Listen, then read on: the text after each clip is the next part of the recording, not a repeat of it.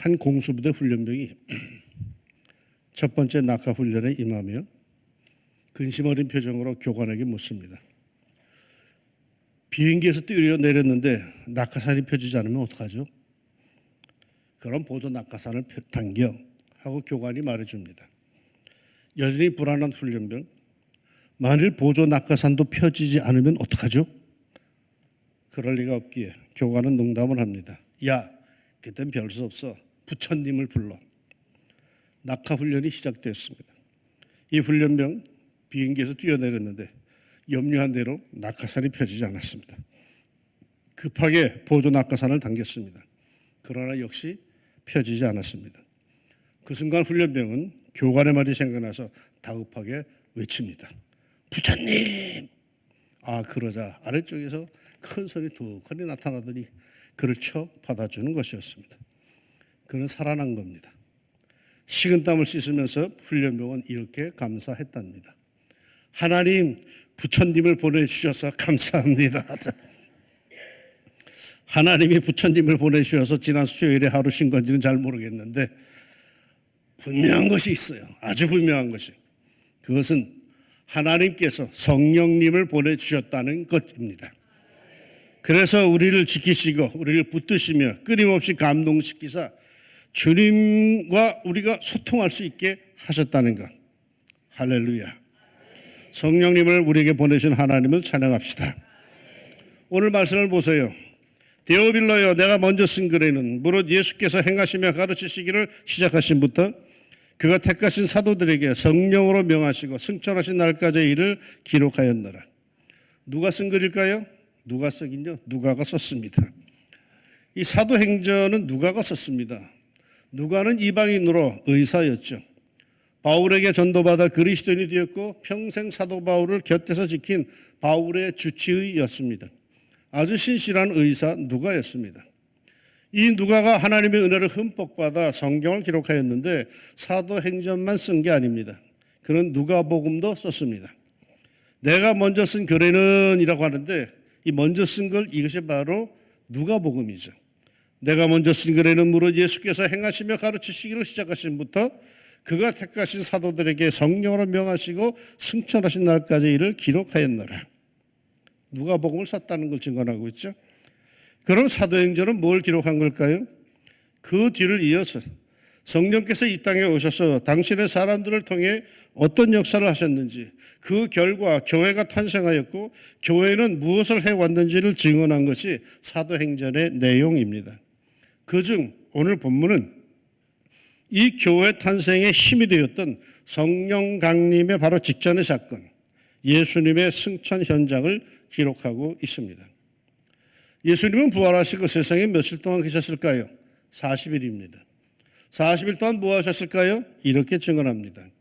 그가 고난을 받으신 후에 또한 그들에게 확실한 많은 증거로 친히 살아계심을 나타내사 40일 동안 그들에게 보이시며 하나님 나라의 일을 말씀하시니라. 부활하신 예수님, 그분을 만나 뵙는 것만으로도 기가 막힌데 그 예수님께서 제자들과 40일 동안 함께 하시면서 하나님 나라의 일을 가르치셨습니다.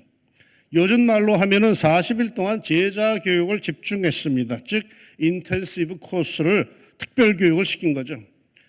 뭐 우리처럼 부활절 이후부터 40일 한 주간 7주를 하고 있는 왕중 바이블을 개강한 그런 셈입니다. 특이한 것은 그 기간 중에 제자들이 교육받은 내용이 성경에는 구체적으로 기록되어 있지 않습니다. 왜 그랬을까요? 아마도 일일이 기록할 수 없는 엄청난 것들이 있지 않았겠습니까? 그야말로 하늘나라의 심층 교육이 이 40일 동안 이루어진 겁니다. 그래서 이제 그 40일이 다 지났습니다. 예수님이 마지막 심혈을 기울인 제자 집중 교육, 인텐시브 코스가 끝난 겁니다. 자, 그렇다면 그들은 어떤 분위기였을까요? 그야말로 부름받아 나서님은 어디든지 가오리다 라고 하는 분위기일 겁니다. 얼마나 뜨거웠겠습니까? 얼마나 끌어올랐겠습니까? 이제 사역 현장에 투입만 되면은 세상을 다 뒤집어 놓을 것 같은 그런 기세였을 겁니다. 그런데 예수님의 표정이 좀 달라요. 그런 분위기가 아니에요. 예수님은 그 사도들에게 이렇게 말씀하십니다. 예루살렘을 떠나지 말고 내게서 들은 바 아버지께서 약속하신 것을 기다리라. 약속하신 것이 있답니다. 아버지께서 약속하신 것이랍니다. 뭐 그게 없으면 그냥 나가라 하겠는데 하나님께서 특별히 주시마 약속하신 것이 있답니다. 그러기에 아무리 급해도 아무리 준비를 다 했어도 하나님께서 약속하신 것은 꼭 받고 나아가라고 하십니다. 그러면도 왜 약속된 것을 받으려고 하지 않는지 모르겠어요. 하나님께서 특별히 주시겠다고 약속한 것인데 왜 사모하지 않는지 잘 모르겠어요. 그러면 하나님께서 뭘 약속해 주셨기에 그걸 기다리라고 예수님 말씀하셨을까요? 선지자 요엘을 통해서 하나님께서 이렇게 약속하십니다. 그 후에 내가 내 영을 만민에게 부어주리니 너희 자녀들이 장래 일을 말할 것이며 너희 젊은이는 꿈을 꾸며 너희 늙은이는 꿈을 꾸며 너희 젊은이는 이상을 볼 것이며 그때 내가 또 내 영을 남정과 여정에게 부어줄 것이며 선지자 요엘 시대만 해도 성령은 아무에게나 주시던 게 아닙니다. 특별한 사람들에게만 일시적으로 주시던 겁니다. 그런데 이제 하나님께서는 말세에 당신의 영을 누구에게나 부어주시겠다고 합니다. 그러기에 예수님은 오늘 이렇게 말씀하십니다. 요한은 물로 세례를 베풀었으나 너희는 몇 날이 못 되어 성령으로 세례를 받으리라. 성령의 세례. 하나님께서 당신의 백성들에게 약속해 주신 겁니다. 그러기에 예수님은 그것을 하나님께서 약속해 주신 것을 기다리라고 하십니다. 그렇다면 여기서 궁금증이 생기죠? 사도들이 아직 부족하기에 그런 걸까요? 그들은 아직 구원받지 못한 것입니까? 여전히 부족하기에 아직 구원을 제대로 받지 못했기에 발목을 잡으시는 겁니까?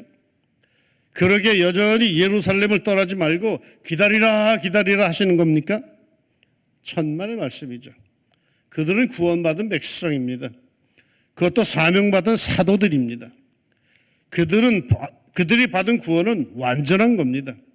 그들은 당장 죽어도 하나님의 나라로 직행할 수 있는 사람들입니다. 그들에겐 예수의 생명이 이미 주어져 있습니다.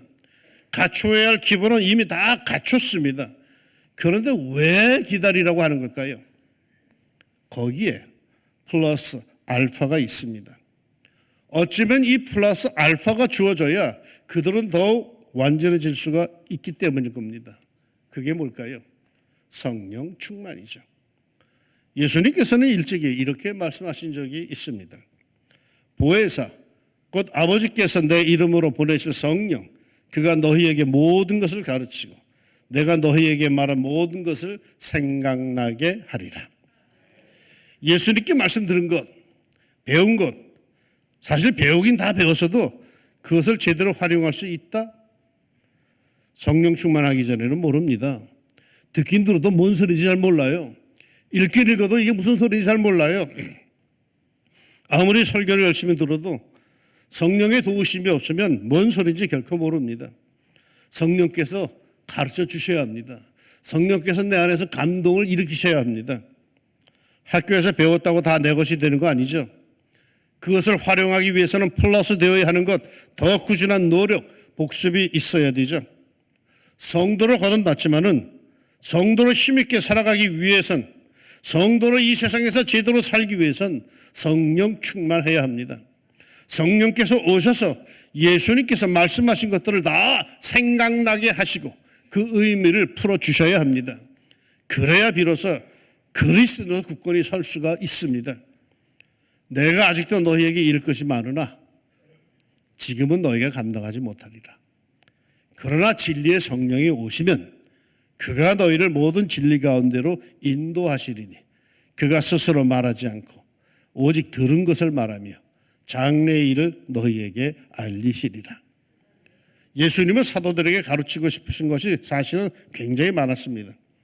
그러나 그때 가르쳐봐야 그들이 받아들일 수도 이해할 수도 없다는 걸 아셨습니다.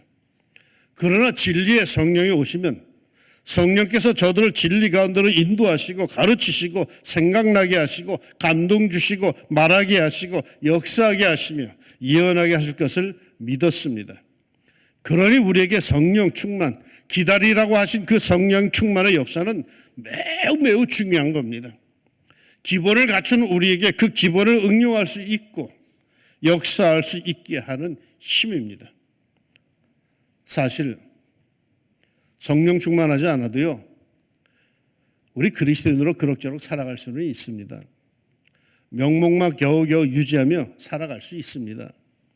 능력 있는 삶, 환희의 삶, 충만의 삶, 감격의 삶, 헌신의 삶, 권세 있는 삶은 모두 남의 이야기로 여기며 나는 그저 겨우 영적 명맥을 유지하며 그냥 그리스도로 그래 살아갈 수 있습니다.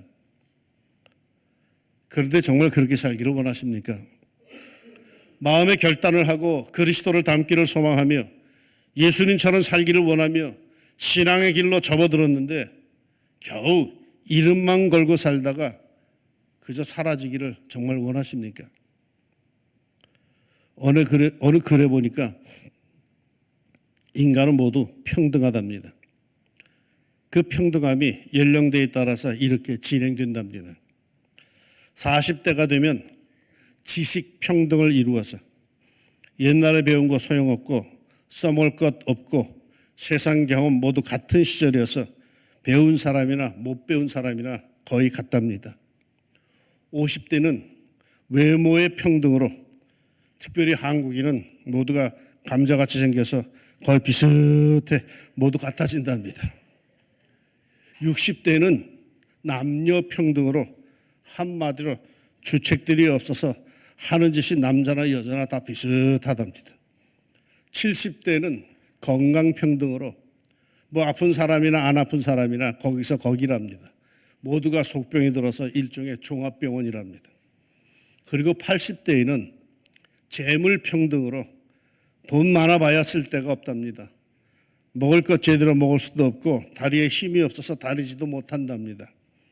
그리고 마지막 90대에는 생사평등으로 뭐 산에 누워있으나 집에 누워있으나 누워있는 것은 같고 그러다가 먼저 가는 사람이 형님이랍니다.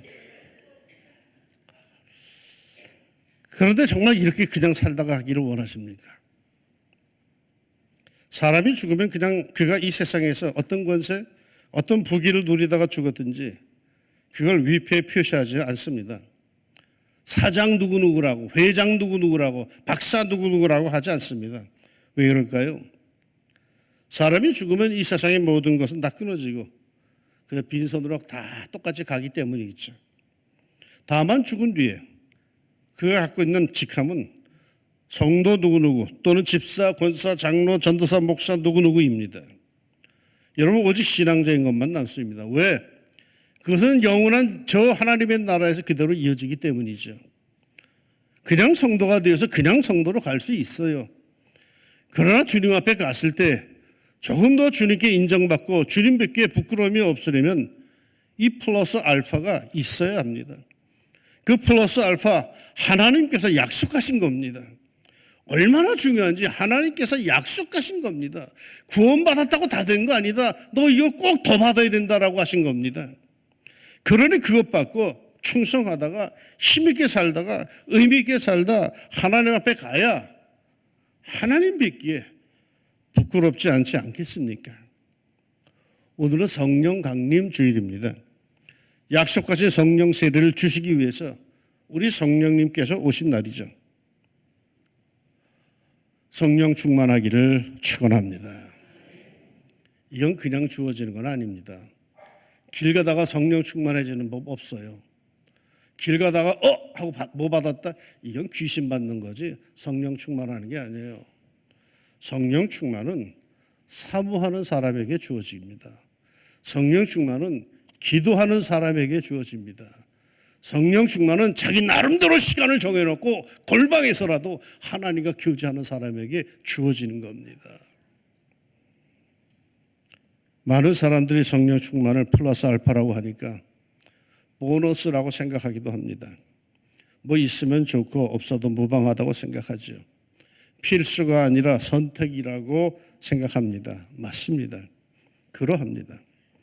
플러스 알파는 기본은 되니까 요구하는 것입니다. 기본조차 얻지 못했고 구비하지 못했다면 그건 손해본 겁니다. 망한 겁니다. 그런데 말이죠. 기본만 됐다고 된 걸까요? 겨우겨우 입에 풀칠만 하는 정도로 행복하게 산다고 할 수 있을까요? 겨우겨우 숨만 쉬는 것으로 살아있다고 생기가 넘친다고 할 수 있을까요? 자기 문제 겨우겨우 해결하는 이가 남을 위한 삶, 뭔가 베푸는 삶을 정말 상상이나 할 수 있을까요? 과연 그리스도인의 삶이 자기 것이나 겨우 챙기는 삶이겠습니까? 플러스 알파. 보너스로 끝날 게 아닙니다. 이거 못 받으면 그리스도인은 성도는 망한 거나 다른 바 없습니다. 구원의 역사에서 기본은 우리 주 예수 그리스도를 통한 믿음으로 이루어지는 것, 그게 기본입니다. 그런데 오늘 성경에서는 예수님께서 이상한 주문을 하나 더 하십니다. 기다리랍니다. 나가지 말랍니다. 기본만 갖고 세상으로 튀어나가지 말랍니다. 왜요? 그 기본 위에 플러스 되어야 할 것, 그 알파, 그 무한한 하나님의 힘을 얻어야 한답니다. 성령이 충만해야 한답니다. 이것은 누구에게나 다 주겠다고 약속하신 것이랍니다. 그러니 기다리랍니다. 기도하랍니다. 성령 충만하여 권세 있는 그리스도인으로 살라고 하십니다. 우리 모두 이 성령 충만을 사모하며 권세 있는 성도로 거듭납시다. 임하시는 성령의 역사, 기다리고 기도하는 우리 왕중 성도들에게 충만하기를 주의 이름으로 축원합니다. 기도합시다. 사랑하는 주님, 왕중 성도들이 무릎을 꿇을 때 임하여 주시기를 원합니다. 아무도 모르는 그 시간에 주님 앞에 무릎 꿇고 눈물 뿌리며 기도하는 그들을 임하여 주시기를 원합니다. 하나님의 말씀을 펴들고 읽어나가면서 한 절 한 절에 그 양심이 찔리고 마음이 찔리는 사람들에게 임하여 주시기를 원합니다. 주님을 바라보고 부르짖는 사람들에게 어느 한 순간에 성령의 감동의 뜨거운 역사가 꼭 있기를 원합니다. 이번 한 주간 살면서 특별히 이 순간들이 저들에게 있게 하여 주시사 성경에 말하고 약속하고 있는 그 뜨거운 성령 충만의 역사가 우리 사랑하는 왕중 성도들에게 모두 다 임하게 하여 주시사 세상이 만만해지게 하여 주시고 자신 있는 삶을 살게 하여 주시고 하나님 영이 육신을 능가할 수 있는 권세 있는 성도들의 삶이 이루어지게 하여 주옵소서. 하나님의 권세가 성령의 충만함으로 사랑하는 이들에게 임하기를 간절히 빌고 원하오며 예수님의 이름으로 기도합니다. 아멘.